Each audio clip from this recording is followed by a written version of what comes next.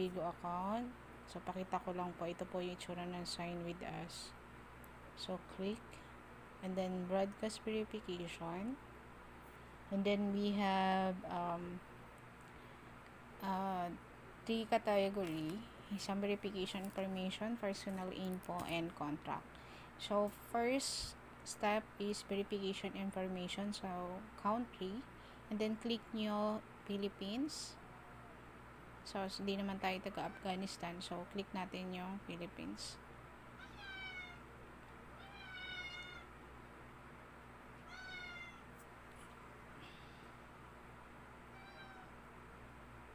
Pasensya na po kayo. At mayroon po akong pusa.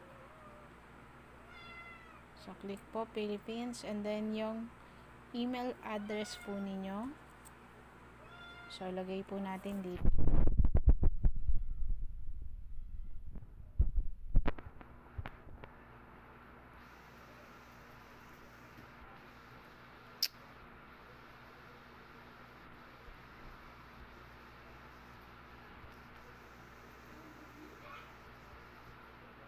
So, next po. Lagay pala natin, sorry, I forgot. Yung ating cellphone number.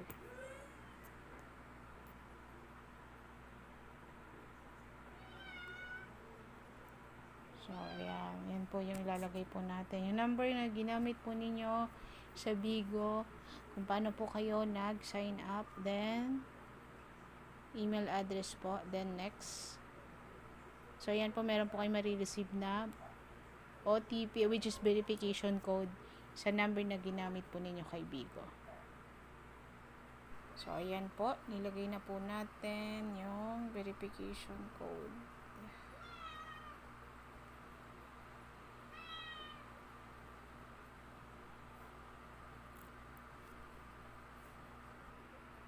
So, lagay natin yung verification code. So, ayan. This is the correct verification. So, mali pala yung na-input ko na una. So, next, which is the last name. And your first name.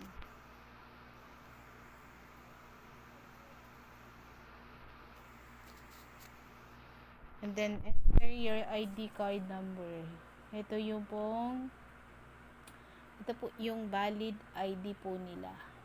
Which is student ID, PhilHealth, TIN ID, license, passport ID. Yan po yung mga ilalagay niyo po dito ang ID card number. Okay? So, ano ba yung ating kung halimbawa student po, kailangan po ninyong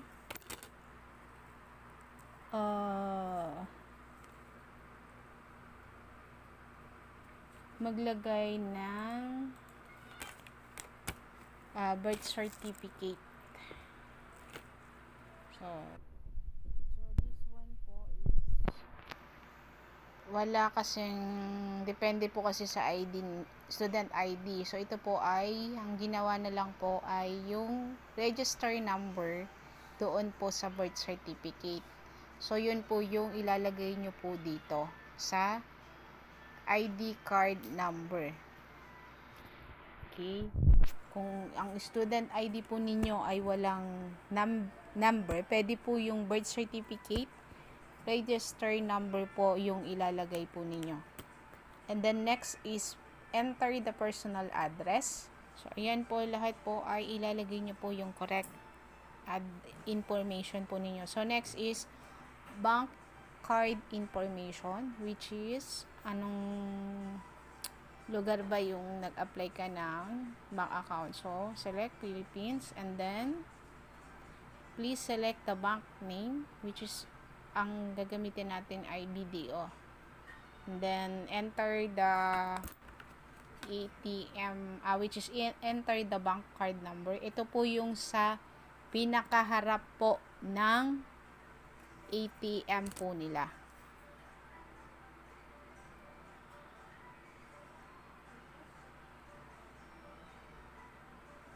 So, ilang number yan. Kung ilang number po, yun po yung ilalagay po ninyo.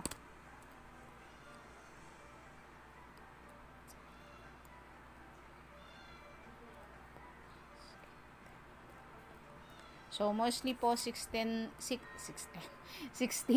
number po yan, yung sa pinakaharap po ng ATM card po ninyo. And then, syempre po, yung last name po. For example, mother, yung mama mo, lagay mo dyan. Or, yung girlfriend mo, boyfriend mo, ate mo, kuya mo, yun po yung ilalagay nyo doon po. Makikita po ninyo yung last name mismo po sa harapan po ng ATM card. So, ayan po. For the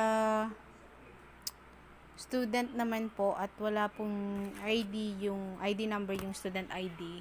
Yung birth certificate po, ulitin ko, yun pong register number yung ilalagay nyo. And then, the front view ng inyo pong student ID. And then, birth certificate at saka po yung valid ID po ninyo na student.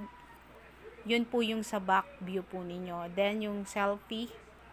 And then, upload bank card, which is yung harap po ng ATM. And then, yung certificate, which is ito po yung handwritten ng authorization letter na pinayagan po kayong mag-fill up, pinayagan po niyo na kayong gamitin yung kanyang ATM card sa Bigo. So, ito po yung details. Then, next. Then, review. Yan. Agree lang po kayo. Scroll up lang. Then, I agree. Then, 1 to 3 business days yung approval po nito. So, i-monitor nyo na lang po. Once po na approve na po kayo, meron na po kayong live data. Then, mare-recognize na po kayo as a official Bigo host.